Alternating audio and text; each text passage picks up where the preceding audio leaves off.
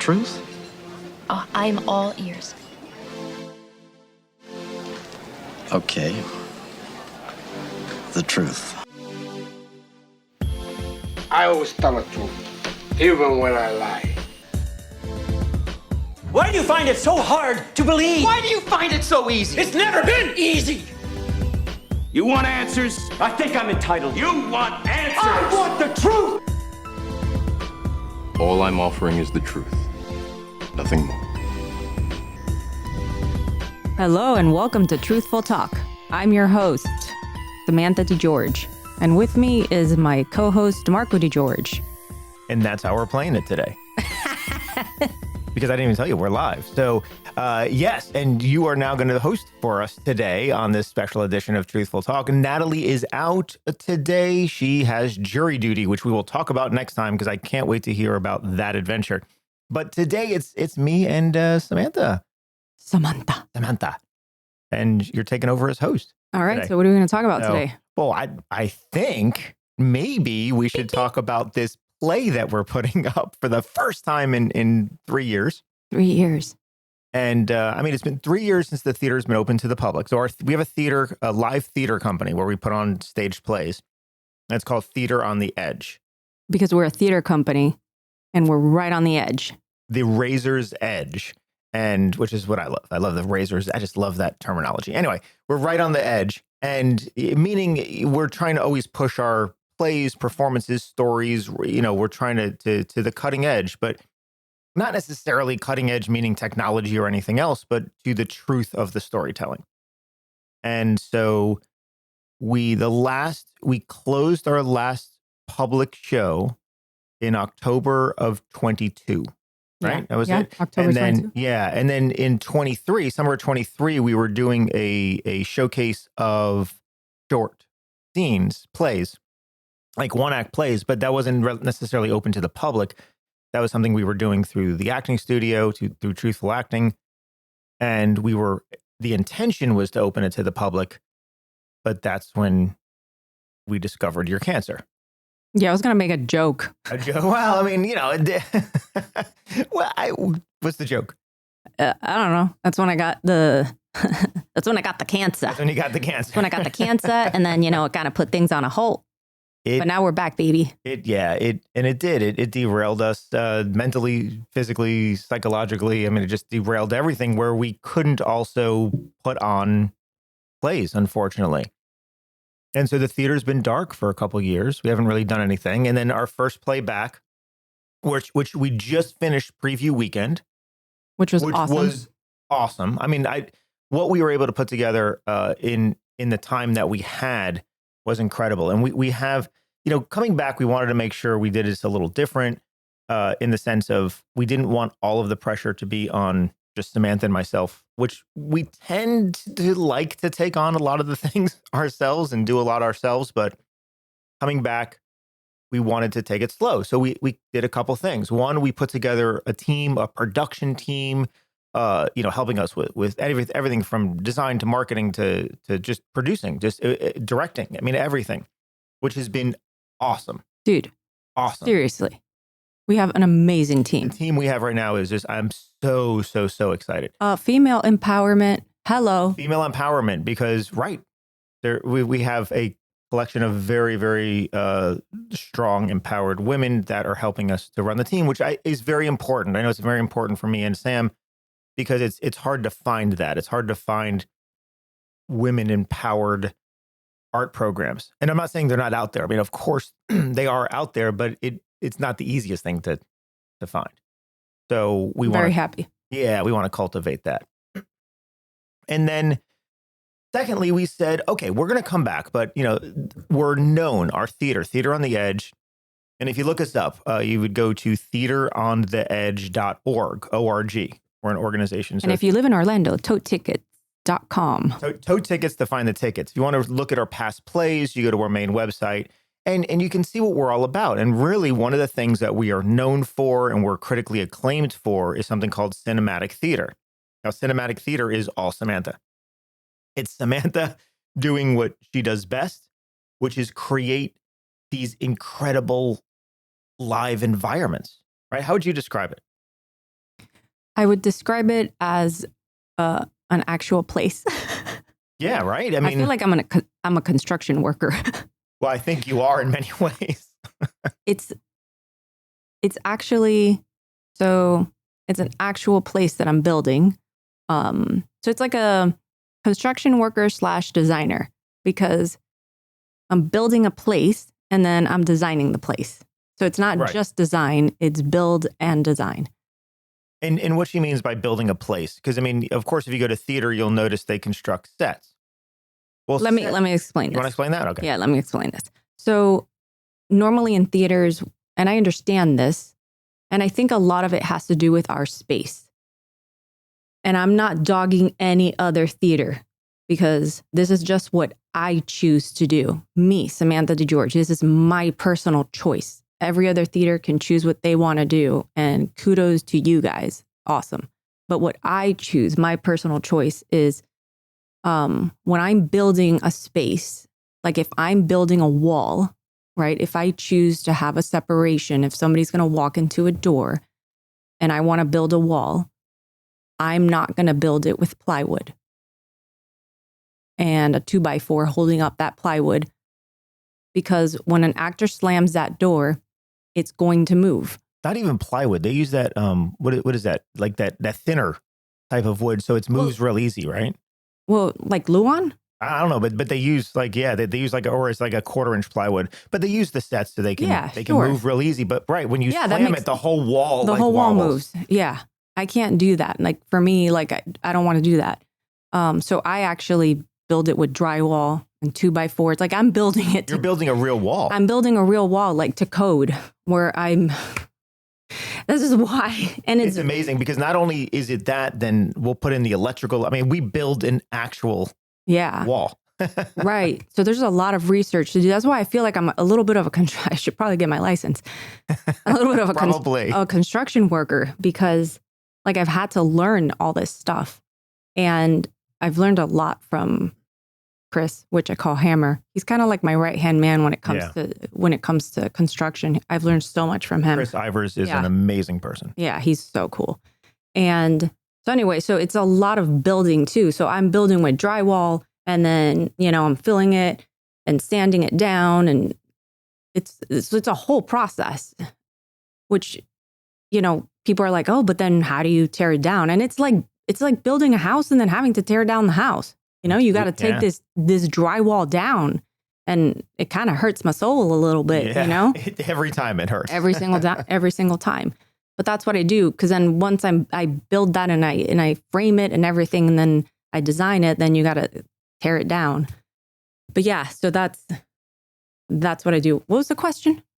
No, well, we were talking about what cinematic theater is and the difference in theaters, because I was saying what we're known for is building these what they're called hyper-realistic sets. And so hyper-realism is what the way we like to frame it. It's a combination of film and theater. It's film in the sense of it's the realism of film. It's the detail and specificity of film, and the sets and the props and the wardrobe and all of that. Sometimes even in the directing, the nuance of it. So it's like watching a film on set. It's like, stage. Yeah, it's like watching a film on stage, which many of our patrons have said. Like I felt like I was watching a movie. And so we give that level of detail to it. And then, and then the actors live in that space. Right. So it's something that's very unique to what we do. And the detail level of the sets are incredible. I mean, you had a motel room. And I remember when we built the motel room, one of the initial things was, well, do we stage it? And staging it meaning like you put the furniture on the stage. Do we stage it in a way that is more theatrical? Everything's facing the audience. And it was like an angle, right? Like an angle to the audience, and everything's facing one way. So it's not real. It doesn't have any realism to an actual motel room. And Dan was like, nope, this is going to be an actual to scale motel room from a Motel 6 in Lansing, Michigan. And it's going to look like this. And it was amazing. And so it's almost as the audience, you're a fly on the wall to what you're watching. Mm-hmm. And that was incredible. And that was the first one you got a lot of acclaim for. I mean, American Buffalo is really good. That was your first one. Yeah. And people were like, wow, this is really cool. And then you up the game with tape. I loved that one. Yeah. Tape was incredible. And because that was when we actually had the back of the bed facing the audience on that, was one. it, the back of the bed. Like we had backs of things facing the audience, Yeah, which you never do. The back of the nightstand with the Bible in it, the Gideon's Bible. Yeah. That was, so you're looking at the back of the furniture. Which is not something you would normally do in theater. But in this, it was as if you were in the room next to it and you could see through the wall. Right. And that's what you were kind of the experience. So it kind of put us on the map as something unique. And it was like, okay, well, let's keep experimenting, because the next one out was Superior Donuts. Yeah. And then you just upped the game another level in Superior Donuts, creating an actual donut shop. Oh, one other thing about tape. That was the first time we had running water on set. Oh, yeah, yeah. Mm-hmm. Running water on set. And, and many sets have sinks and they have refrigerators and they have stuff and they're props, and you don't actually have them working because it's a lot of work to do that. And you don't need to necessarily to tell the play or the story. But we started something and I remember we were putting in the vanity area for tape for the motel room. And it was like, what if the sink worked? How could we do that? We figured out how to get the sink to work. Yeah. So they could, and they turned it on only for, a couple seconds in the play. But the fact that it works makes the environment more realistic. Mm-hmm. And so that started. And then, of course, the next one. And then we kind of made it a rule. Like, hey, if it's on set, it's got to work. It's got to work. So if we have a refrigerator, it's got to work. So now we had that huge cooler in Superior. So Superior Donuts was an actual Chicago donut shop. And we needed it to feel like an actual donut shop. Mm-hmm. That was awesome. Anyway, yeah. So I don't like to call them sets.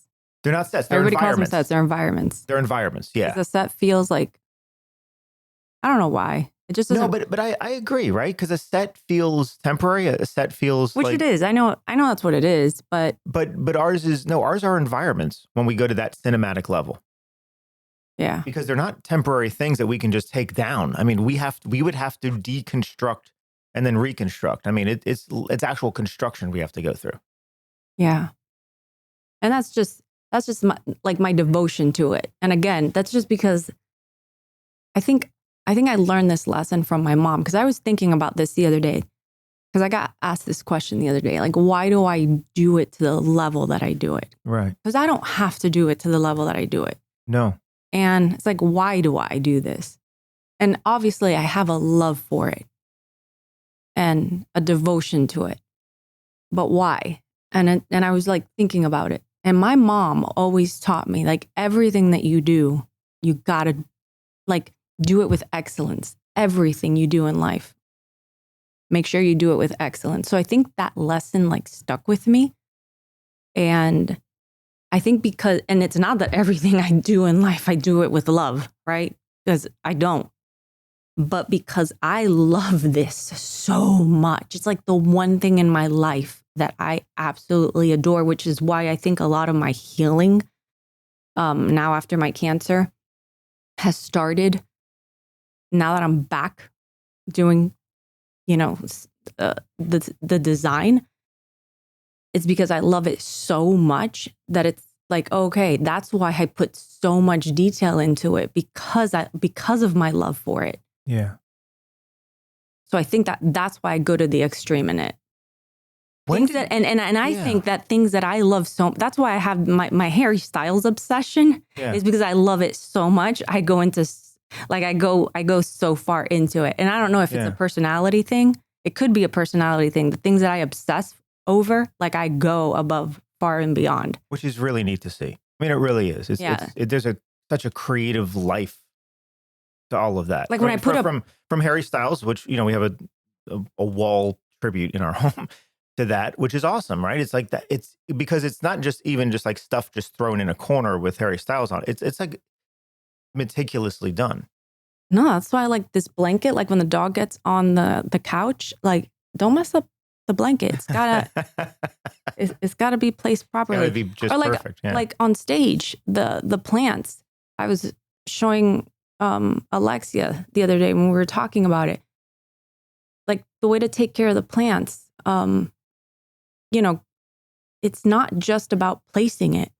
You've got to place it right. And it's not that there's a right or wrong way to do it, but it's got to be done with love and care. With love and care. Yeah. Right? You know, the way things fall, you've got to look at it and it's just got to have this feeling of, and I don't know exactly how to explain this, but there's a love and there's a feeling that goes when you do things. Well, when you're painting things, when I'm distressing things, it's not just done. It's not done to just get it done. It's not just done right. A lot of people do things with the minimum amount of effort to just get it done. Right. Right. It's like when you're going to go, you know, and it's probably because people just kind of hate their jobs. But if I'm going to get some food somewhere and the person serving me food, it's like they're just doing it like they hate their job. They're doing the minimum effort, right, but they're getting it done. I don't want to work with people like that. Right. You know? Because we love our theater so much. So, right. So it's down to the detail. Like I just give even the smallest leaf that's on stage.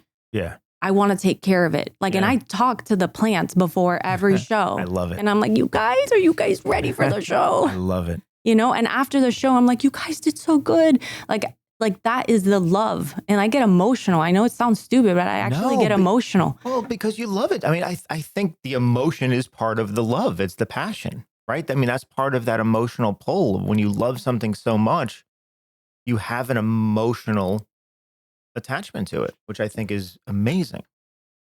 And this show, you guys, if you haven't bought tickets, like you really should.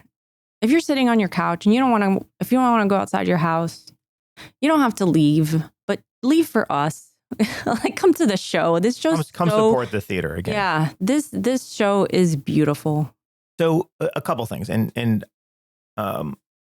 we'll stay on this show, and then I want to go back and talk about how it started for you. But with this show, we're coming back. So we do these very detailed environments and sets, and basically we only do like 2 shows a year because of how much time it takes to develop something like this.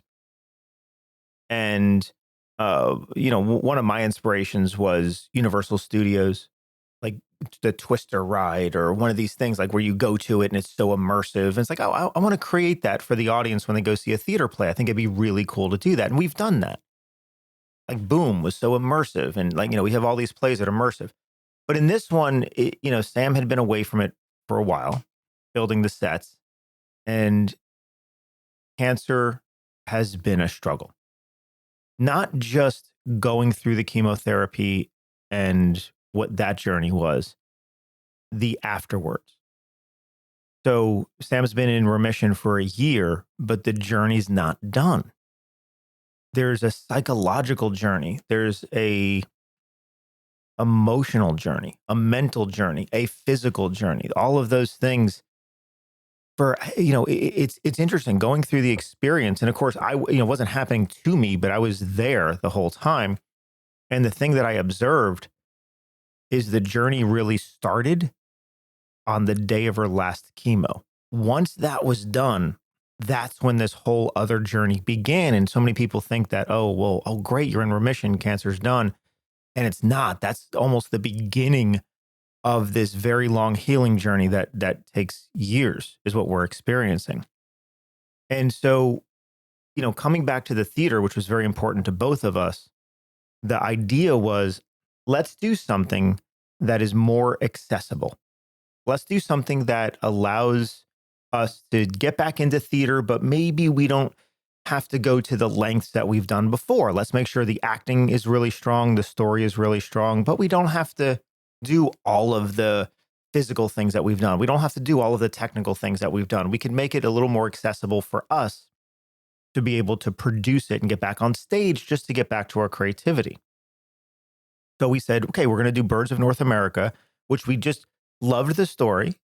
It was sent to us by one of our other ensemble members, Megan Rotano, who's in California, and read it and sent it to Alan Whitehead, who said, you have to read this. Shout out to Magoosh. I love you, sweetie. Megan's amazing. We miss you. So much. And Alan read it. And then wanted to read it for us and then got together with Alethea Quinn and said, hey, let's do a reading of this. From the moment they read this, I was like, wow, what is this play? It hit me in a way. I was like, this is great. And I've never heard of this before. And wasn't familiar with the writer prior to this. I wasn't familiar, but it was like, wow, this is a really good story. Yes, this is a great one to come back to. It's simple. It's a powerful story. It's going to rely on the acting. So great, let's come back to this. And we're going to do something called Black Box. Black Box theater is minimalistic theater. A lot of theaters do it, especially community theaters, because it's accessible. Black Box means we have a black box to play in. The floor is black. The walls are black. The ceiling is either, goes into lighting, or if it's a shorter ceiling, can be black as well. But it's kind of it's a black box, which then as the audience, because of all that negative space, you envision what's around you. So I said, this is great. Sam can do a little bit of work on some props, work on some things like that. I'll work on the acting. We'll have just a little bit of sound design, and then we'll go. And then Samantha came on set one day to place her first prop. And what happened then? Well, first of all, when we talked about the black box, I was gung ho with black box because you guys, I was going through it was hard. The PTSD is real and the depression is real. Yeah. So I was not wanting to come back to the theater. I know. I was not wanting to come out of the room. So I was like, yeah, let's just do black box. I know we got to get back to the theater. That's fine. Let's just do black box. I don't really have to do anything. Right. So I was fine with that. And then... Because you were struggling even seeing people. I didn't want to see anybody. Right. I literally didn't want to see anyone. Yeah.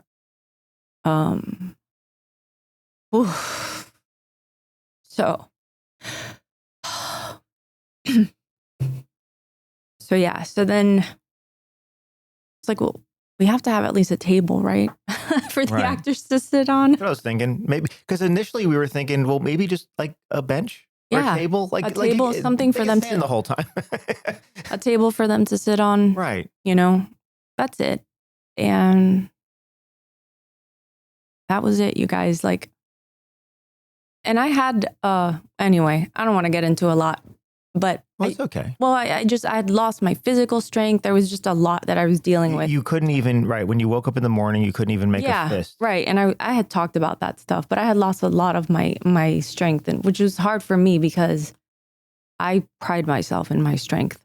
And your hands are so important to you. Right. Like holding a drill, like a construction worker needs to have strength. Yeah. Right. So, but yeah, so that when I got that table, man, it was like,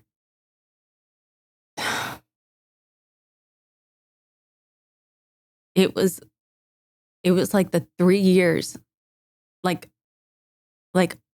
and I didn't even realize what was happening inside of me. I just know that I could not stop crying. Yeah. I could not stop crying. And I didn't understand what was happening to me. But I knew that I just wanted to play. And that feeling of wanting to play on set and and then I struggled because I'm like, y'all, we're advertising this as black box.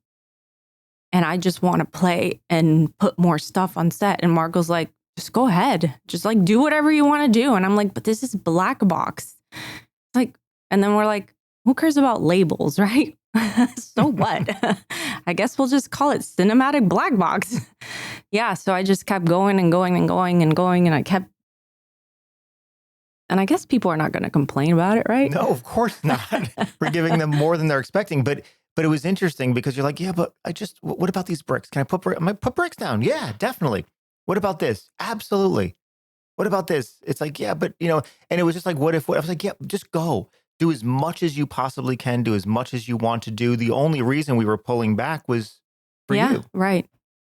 It was really, really for you. And that was it. So this play has honestly been, this past month, I have had so much healing happen to me in this past month.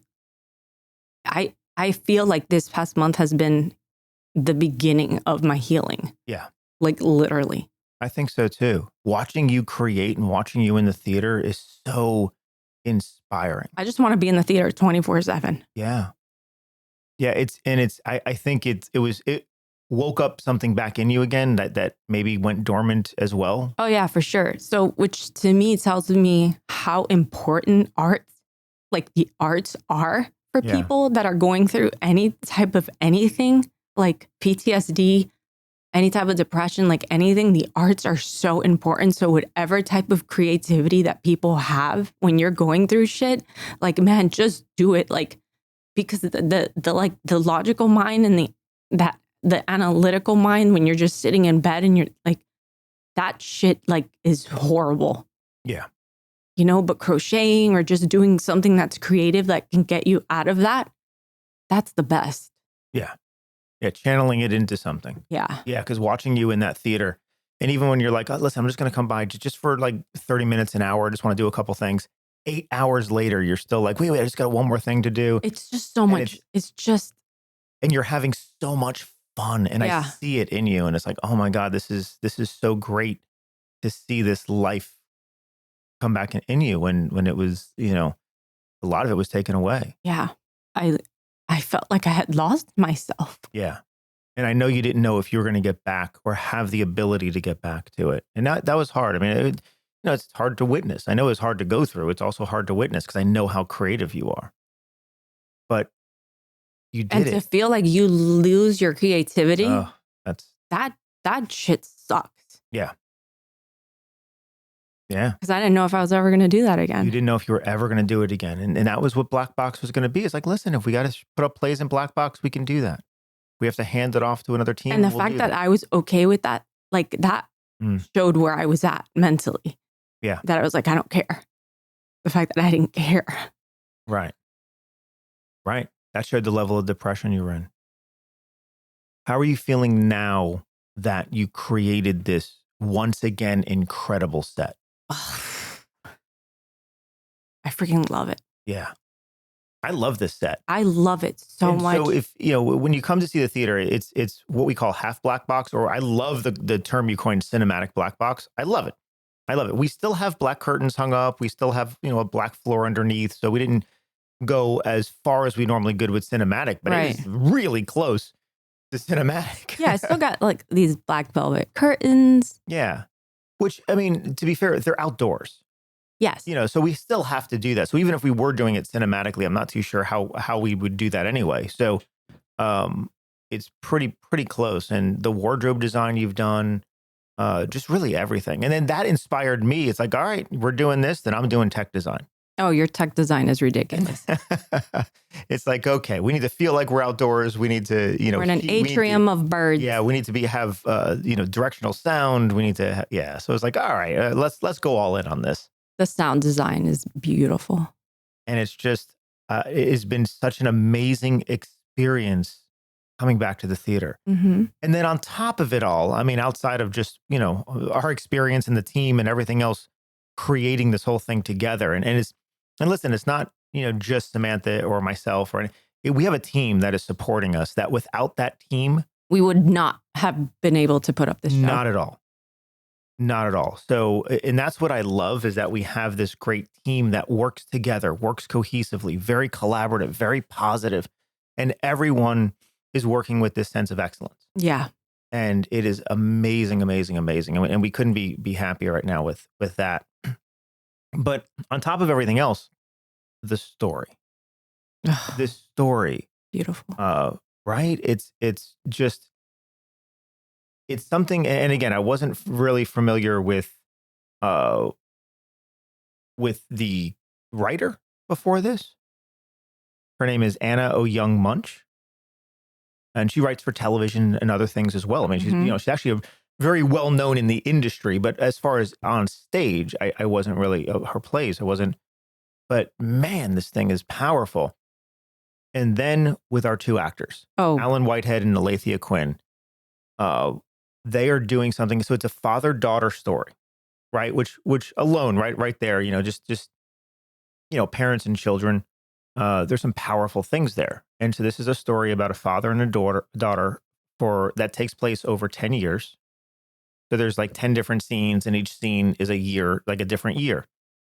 And over this decade of time, it's their relationship and how they so desperately want to connect to each other and talk on a deeper level and struggle to do so. And it's so relatable. And the thing I love about this play is it's relatable regardless of where you come from, regardless of your point of view of the world, regardless of where you align in the world. There is something in this play to relate to. And that to me is amazing storytelling. And what, Anna Ouyang Moench had created, like her writing of that and understanding that these characters, how different they are from each other and how complex they are and the need for connection with each other. There's a place that just about everyone, I think, who watches it can connect into something. And it was just powerful. And so Alan and Alethea, who are kind of staples in our theater. Alan's been in several shows. Alethea's been in a few shows. So it's, they understand what we're looking for as far as excellence of acting on stage. They have put everything into this show. And you will see, when you come out and you see the show, you will see two people that put everything into a performance that they absolutely have. And it's just, I couldn't be more proud. Yeah. I tell you, really could not be more proud of just come to watch them. Forget about the set. Just come watch them. And so we're just, we're bursting with excitement for this and just with passion. It's very emotional for both of us. Yeah. I mean, just thinking about it, I get emotional too because we're back. I know. And this is what we love to do together. And we're doing it again together. And we didn't know if we were going to be able to. We did it. And we did it. And I love it that it's with this play. Yeah, me too. I think this was the perfect play to come back to the theater with. This one has a very special place in my heart. And especially as a father with daughters, I don't want to say I have the same level of difficulty that the character John does with the character of Caitlin, but sometimes it is difficult to get on the same page or to talk about certain things, or you want certain things for your kids, and it's not necessarily the choices they make, and and you just want the best for them, and you hope that they understand the love you have for them. So it's powerful, very heartfelt, family drama. There's a lot of levity in it too. And it's just, So we hope you can come out and see what we've created, because everything we create at Theater on the Edge is with absolute love and passion. Yeah, right. And I didn't like birds before this show. Right. We weren't bird people. I did not like birds. And they're actually really beautiful. The reason it's called Birds of North America is the way these two characters connect is through the dad character, the father's love of birding. So he's a birder. They live in Baltimore, Maryland, and he goes into his backyard and he looks around and he birds, and which is the hobby of looking and identifying different birds. And so the daughter comes out and starts birding with him throughout the years. And it's through that hobby, through that love and passion of being in nature with the birds is where they struggle to connect. Yeah. It's a beautiful metaphor in so many ways. So we've learned about birds, which is really cool. With every different play we do, we learn about a lot of different things. Never thought it'd be about birds, but it is. And it really, it's beautiful. I used to think they were very freaky, but they're not. I just didn't know anything about them. Yeah. I was being such a judger. Shame on me. Shame on you. Shame on me for being a judger for not knowing. Listen, I'm right there with you. Yeah. But now I almost I want to start birding. I've grown as a human. Yeah. My brain is expanding. Yeah. Seriously, we have.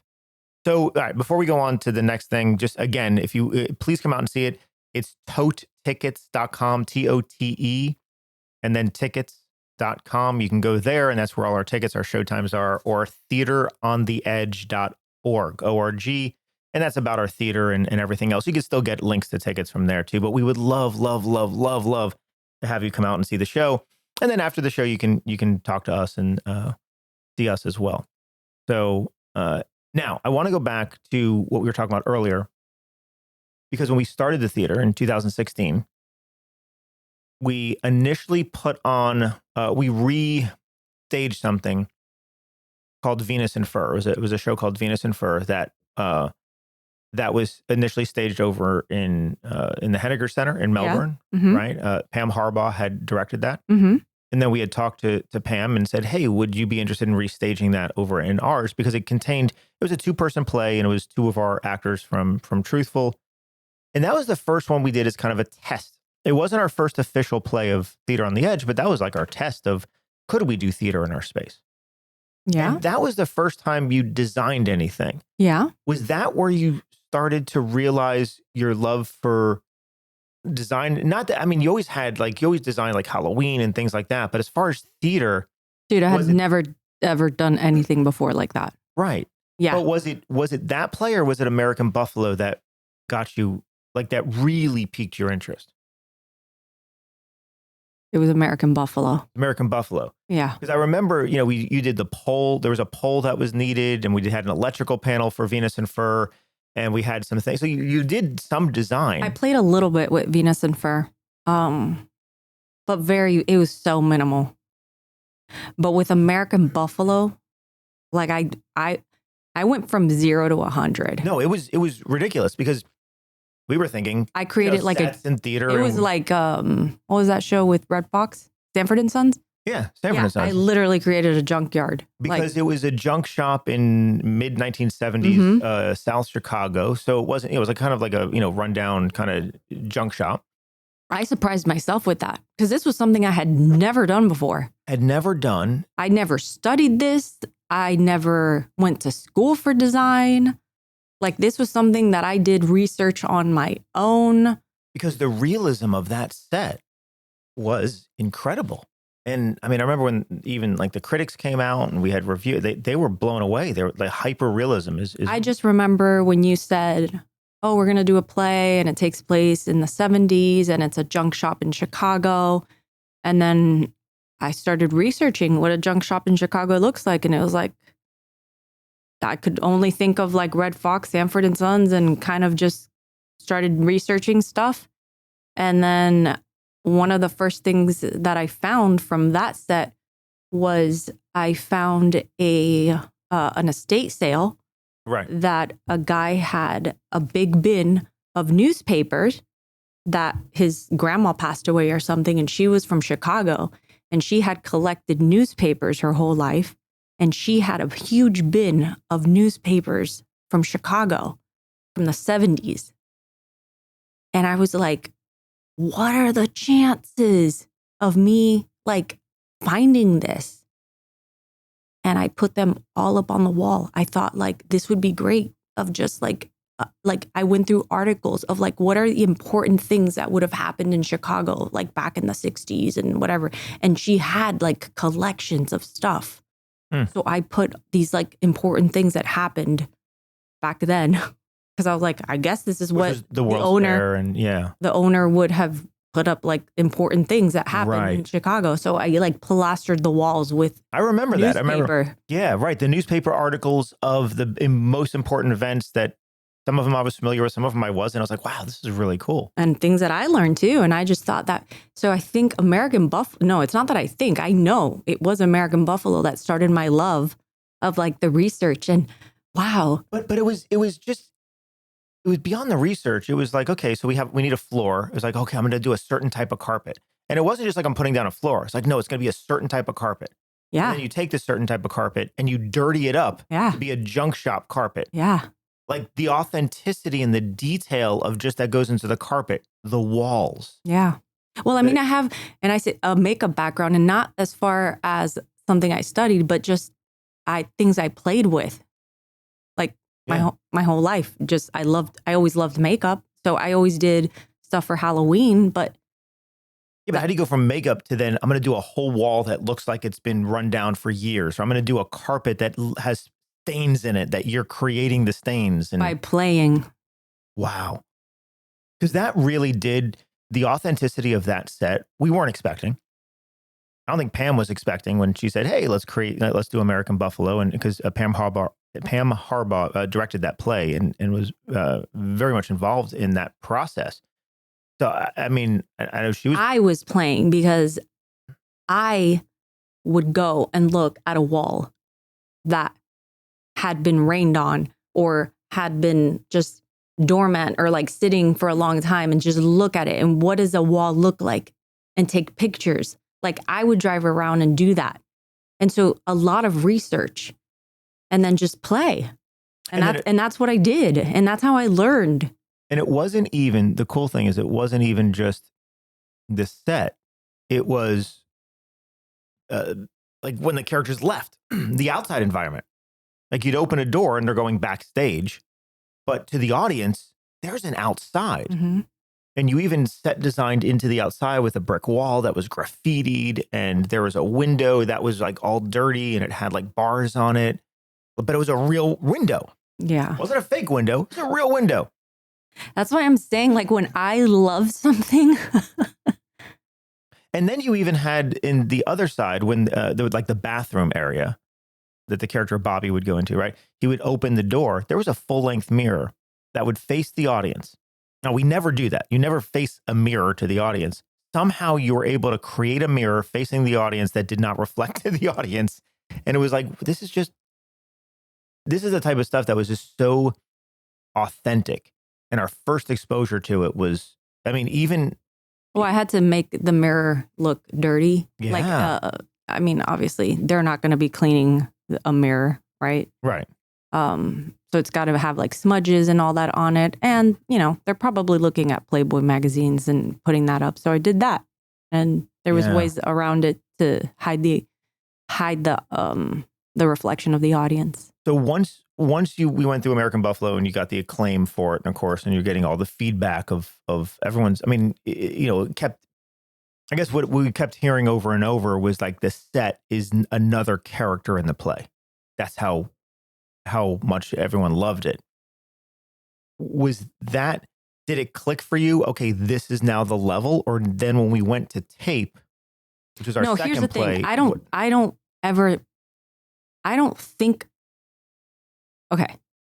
don't think the way everybody thinks. Okay. Like, I was having a conversation yesterday about this. I do not see my sets the way you guys see them. I'm too close to them. Okay. It's kind of like when actors watch themselves. Really? Yeah. I don't look at my sets and go, oh my God, this is amazing. I have created this. Oh my God, look at that. Oh my gosh, look at that. I don't see it like that. I can't explain it. I'm too close to it. Do you look at it like our home though? Yes. Like when you're decorating our home and it's... I'm looking at it like I'm looking at my living room. I'm not going, oh, wow, look at this. Look at how great that couch looks there. No, it's just a couch right there. I don't know how to explain it. Because you're seeing it as actual environments. Yeah. So you're trying to decorate the environment or fill the environment as if it was your own and as if it was an authentic environment. Yeah. And I don't know if it's because I'm too close to it that I don't know how to separate. Well, I think your analogy to actors stepping into character, we're so close to our characters, we are the character. It's like there is no separation between it. So it's hard to see it from the outside. Yeah. Or it's like the actors on stage will never be able to watch the performance. Right. Only the audience member can experience what's happening on stage. The actor on stage can never experience what the audience is. Will never. Never. I mean, even if you like record it and watch it back, it's not the experience. You'll never have that experience. So I will never have the experience of what everyone else experiences. Well, that's a little sad to me. But it is what it is. It's sad, I guess, because of how amazing an experience it is. So you guys tell me like all this, but I don't. So even when you watched the show last night, so you sat in the preview yesterday and experienced the show. Yeah. Did you not experience these people in this environment? Oh, I felt like I was watching a movie, but Okay. I'm not going, wow, look at that stuff. You're not seeing it as, okay, you're not coming in and seeing this. So you can still experience the environment though. Mm-hmm. But as an environment, not as Yeah, it's A just set. Okay. yeah, I it's see just what you're totally saying. different for me. Okay. Well, I'm not going, oh wow, yeah, look how perfect that is there for them, or listen. I don't know. The rest of us are in complete awe. The rest of us walk in and like, how?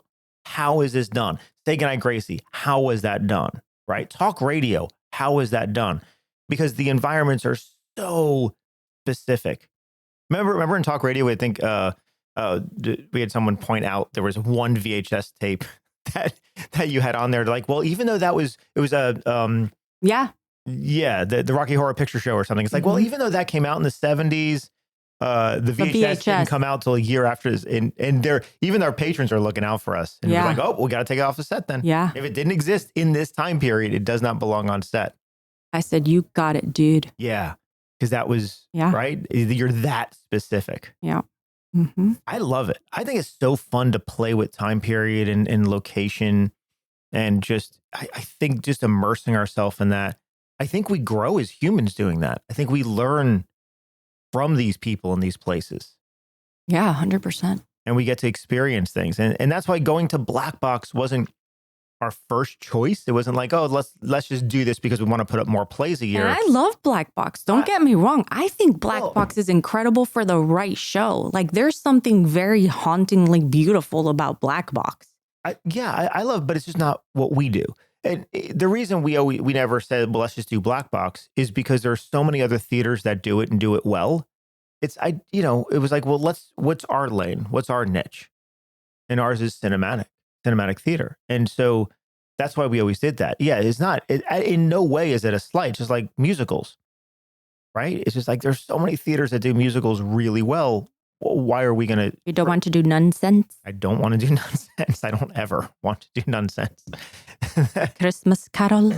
No. If we do anything, it musically, it'd be something. I know. I know. Well, it would have. I know your brain. But it'd have to be something that, like this, like Birds of North America. We like to find diamonds in the rough. We like to find things that other theaters aren't doing, so patrons can see something different. Yeah. Sometimes something brand new that they're not familiar with. Yeah. And this was a pure diamond in the rough. And I'm so thankful that this came into our awareness, because I absolutely love this play. So those are the things we tend to do, right? We don't want to do something that other theaters are doing currently or they have in the recent past. And we might not be everyone's cup of coffee. Right. You know what I mean? Right. That's we're okay. not trying to be, though. Right. Because then that's, I think, what theater is that there's different types of theater, just like there's different types of movies. And I think it's nice to have the variety. So whatever, lends itself to what you like, that's where you can go. Right. And so we're going to have a very specific type of theater, type of experience. You're right. It's not going to be for everyone. Right. But we're not trying to be for everyone. Our goal is to tell the best story possible. Yeah. Our mentor theater, or our inspiration when we talk about theater, is the Steppenwolf Theater Company in Chicago. Yeah. And they do it's not like they do cinematic theater. I mean, you know what I mean? They have do both. They do different stuff. They do very detailed sets, and then they do Black Box sets. Which is they totally do both. Totally cool. But to me, Steppenwolf was based on acting. Mm-hmm. It was a group of actors that came together and said, let's just make stuff. Yeah. And that was, to me, was so inspiring that you had this strong group of actors who are very well known now, but back then they were just acting students. Yeah. And they came together, worked on material, put it up. And so the theater was founded not in the theatrics, but in the acting. Yeah. And in the performance. And, our Theater on the Edge, as it's associated with Truthful Acting Studios, we're training students to be on stage. And then the ones that get to a certain point, right? Those are the students that hopefully we give opportunities to showcase it in some way, whether it's through Truthful Acting or through Theater on the Edge. We want to be able to showcase strong acting, strong performances. And that really, to me, was the foundation of all this. Everything else that we're doing now it kind of was added to the top of it. Yeah. But now it's our brand. Yeah. Dude, we just want to make art and We just have wanna make art fun. and have Like fun. Seriously, like we don't want to take everything too serious and have like a schedule and we got to put it on a certain amount of performances per year because we're patrons. Right. Oh my gosh. Like, can we just do what we want to do and just have fun? That's all we want to do. Let's just do what we want to do and have wanna fun. fun. That's like, it. forget about like schedules and how many performances are we doing per year. And Right. this is why we don't have a Well, group because of, it pulls back. If we said, okay, we have to do six shows a year, 8 shows a year, it pulls back on what we're able to do. yeah. And we want to produce something that's of a higher quality of excellence than what we are able to do. Our excellence would be pulled back if it'd be like, oh, no, we only have this much time to rehearse and this much time to build the set and this much time to, if we were on that type of rigid schedule, it would pull away from the fun. It'd pull away from the creativity and it'd pull away from what we're actually able to do. We're choosing to have that type of flexibility. And I know some people hate us for it, but we are very inspired in the moment people. So we choose things based on how we feel, like what comes to us, and not like, we're not thinking 2 years ahead. We're going to put this play up 2 years, because what if in 2 years we don't want to put that up? Right. And so it's hard. I know everyone's saying like, well, what are you doing next? Or what are you doing down the road? Or it's like, I have no idea. Dude, I don't know what I'm eating for dinner, dude. Like, come on now. We have to be inspired. Do we not know what's happening in the world right now? Like, I'm not. That was one of our Come on now. rules, is we needed to be inspired by the stories that we tell. And so, yeah, we want to make sure that we love and we're passionate about telling these stories. And so that's what we do. And you're right. A lot of people are like, oh, but I want to know what's happening next. But kind of like our school, it's like, there's like, well, what classes are you offering next semester? I'm like, I don't even know what's happening this semester. We're in the middle of the semester. I'm like, well, what classes are we teaching? It's like, it's just because I want to make sure that whatever we choose, because we could do university style. And it's like, oh, this is the schedule. And that's just what it is. Here's the next 2 years of our schedule. We also could clone you and clone me, and then we can have all this. That would be interesting. But it's the same thing, right? It's like, I always, when I'm teaching, it's the same way. I want to be passionate about what I'm teaching. And it's based in what group of students do I have? What do they need next? That's like, what is true. their next Mhm. part of their journey that Yeah. that I feel is the best for them? And then what am I also excited or passionate to teach next? That's true, because based on the students that you have, a lot of the times you decide the advanced class you want to teach based Yeah. on the students that you have. Not all classes work Right. based on the students that you have. Yeah. Right. And what they need, what they their need. next step is. Yeah. I mean, it's, You're such a great teacher. oh, You really are. I know your students tell you. But you really are a great teacher. I appreciate that. I love you. I love you too. I said love you. Love you. I love you too. Okay. So on that note, I think is there anything else you'd like to Yes, say? I do know what we're having for dinner. Oh, Egg roll bowls. okay. It's like the inside of an egg roll, but without the outside. Cool. Also, today is 8 years that Sign of the Times came out. Are you aware of this? Harry Styles Sign of Time. Well, I saw it on your Instagram story, so I am aware of it from that. See that? Otherwise, I would not be, but I do keep up with That is the news of the day. your Instagram story. So Best news of the day. congratulations of the 8-year anniversary there. Thank you. But to everyone else, thank you so much for tuning in. Samantha, thank you so much for being here and doing this with me and just doing life with me, because that's so important. And I Forever and ever and always. appreciate you more than you know. So, all right, everyone. Thank you so much for tuning in. We'll be back in a week. I think Natalie will be off jury duty by then, but we'll see. And until then, remember to treat yourself and others with kindness and reward yourself for the risks that you take. All right, everyone. Bye. Bye. If you'd like to learn more about our theater, please go to theaterontheedge.org. That's theater with an ER, ontheedge.org. Or if you want to get tickets to one of our shows, you can go to totetickets.com, TOTE tickets.com. We hope to see you there. So what I told you was true, from a certain point of view. You must unlearn what you have learned.